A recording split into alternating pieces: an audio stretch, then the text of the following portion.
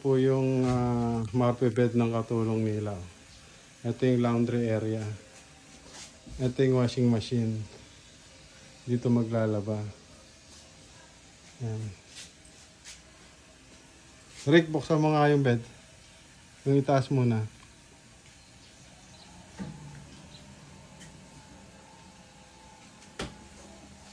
Yan po yung bed sa taas. Yan. Ayun naman yung sa storage lagayan ng mga gamit. Yan. Sa baba naman, Rick. Hindi, sige, baba mo muna. Doble. Ayan po sa baba. Baba mo muna, baba mo muna. Diretso muna yung babayan. Baba mo muna diretso. Ayan na. Ayan po yan si Tropa, mas marunong. Diretso muna. Baba muna. Bago yan, para hindi nahihirapan. Oo. Sabay upo ka dyan para matibay, makikita yung matibay. Upo ka, Rick. Ayan, higa ka, higa.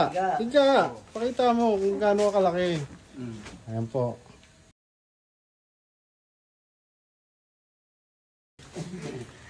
Tapos lagyan mo ng, Rick. Lagyan mo ng hagdanan. Dito sa gilid. Nandito po siya lagay ng hagdanan.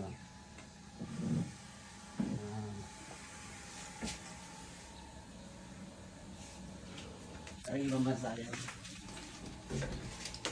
O, Rick, oh. Yan, meron po siyang lock para secured.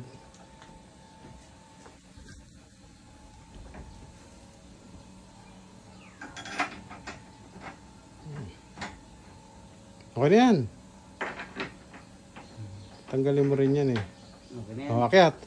Higa naman po siya sa taas. Buksan mo yung bawang. Push to open po yung itaas. Push to open. Saan mo kunwari nilalagay ka? Ayan. Ito pa. Bilaan na pati yan. Ayan. Okay, sara. Ang kusang sumasara yan. Soft close. Oh, hihiga na po siya. Higa. Ayan. Ay, tsura niya ako natutulog. Okay na. Ayos. May unan pa oh. Kung pakiramay yan, guys.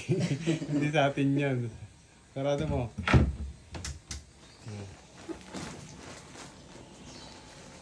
Ayos. Sarado mo na. Tanggalin magdala. Pagkatapos gamitin, i-close na po.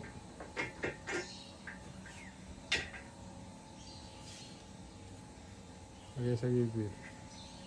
Yan na yung assistant nata. Ha? Mahina yung assistant. Oo, mahina ang process ng assistant ko.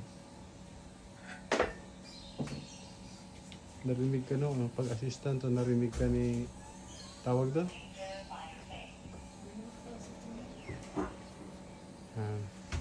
Ayan po yung gumagamit si ate. Ha?